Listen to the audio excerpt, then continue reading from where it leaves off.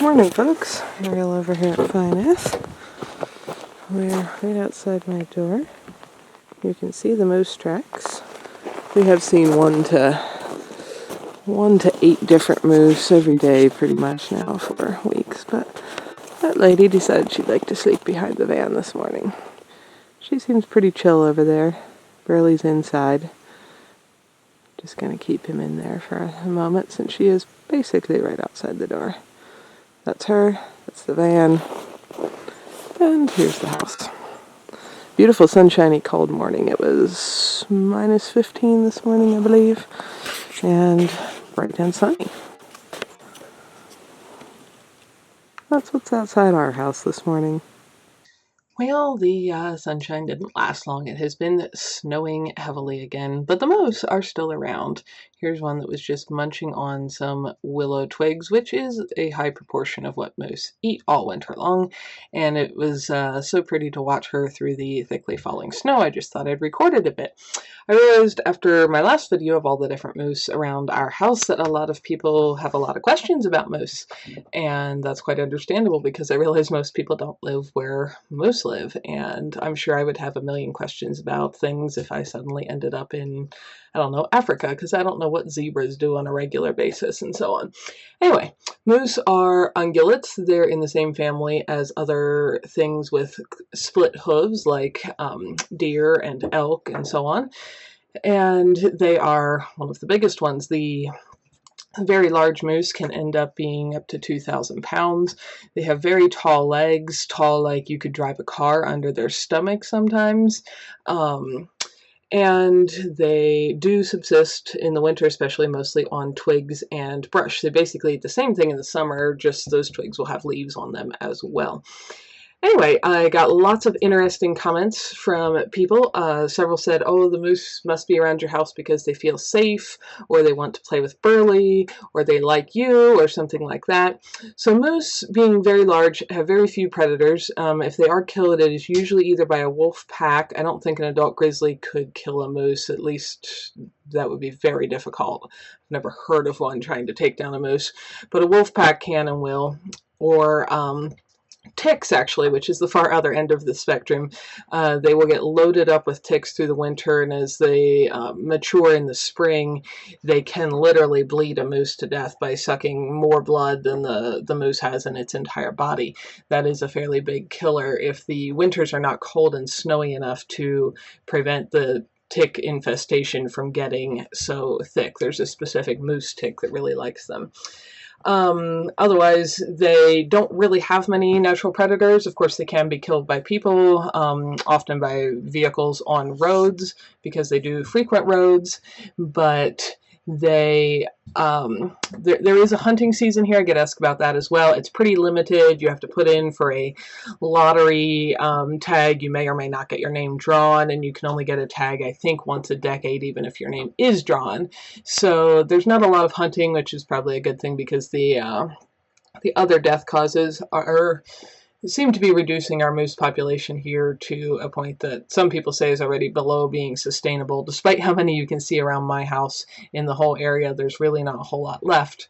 And part of the reason that they hang out so close to the house is, and my house and other people's houses, is that they're, well, for one, they're following the easier walking paths, of course, in the deep snow, but they also are aware that wolves do not tend to come right up to human houses very often, and so they're a little safer there. So that's another reason they hang out there.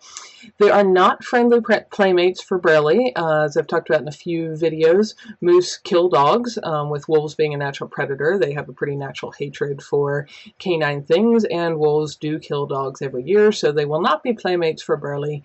Burley is continuing to work on the fact that anytime we see a moose, the only appropriate course of action is that we go the opposite direction always.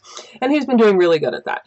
But anyway, they will not be friendly playmates. And no, I don't feed the moose. That is a good way to get wildlife killed just in general. Feeding wild things around here just gets them adjusted to and used to getting food and such from people, which usually ends up putting them, sadly, in a conflict with somebody or many somebodies, which usually ends up with them getting killed either accidentally or on purpose.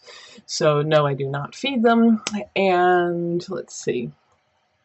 Most of the time, moose are very docile, and they just kind of wander around doing their little thing. As I said, with no fear from most predators. They don't tend to be too concerned about much of anything.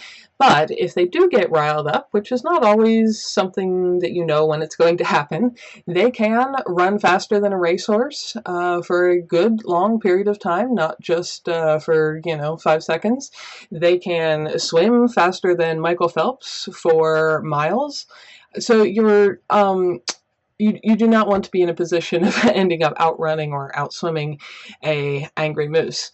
People have asked me, oh, do you chase them off when Burley wants to go outside? No, moose don't really chase very well. We just pretty much wait for them to leave. One morning they did hang out right beside the door for so long that we had to sneak out and hop in the van and go to a friend's house just so he could pee safely. But most of the time they do wander on their way as they browse through things and leave little poop piles around the house and go on about their business. But they don't take kindly to being chased. I know several people personally who live very close to me who have made the mistake over the years of honking at moose to try to get them to hurry up and move out of the way, and that has resulted in the moose getting really annoyed and getting up on its hind legs and actually hammering in the whole front end of a vehicle with its hooves, which pretty much totals your rig. So they don't particularly like to be herded or chased anywhere. They just kind of do what they want, and most of the time that is not a problem. So we enjoy watching them, and they go on about their business. Moose do tend to be solitary creatures. They don't tend to herd up into large herds like elk and some other related things do, though at times I've seen things that say they never do that. If you look through some of the wildlife videos on my channel, you will see that at times they do indeed do that. I have seen fairly large groups of 20-something moose hanging out together, but that is kind of the exception rather than the rule. Many of them, like this lady, just hang out on their own or with their calf or calves for their first year or two, but they don't generally spend time in large groups for most of the year.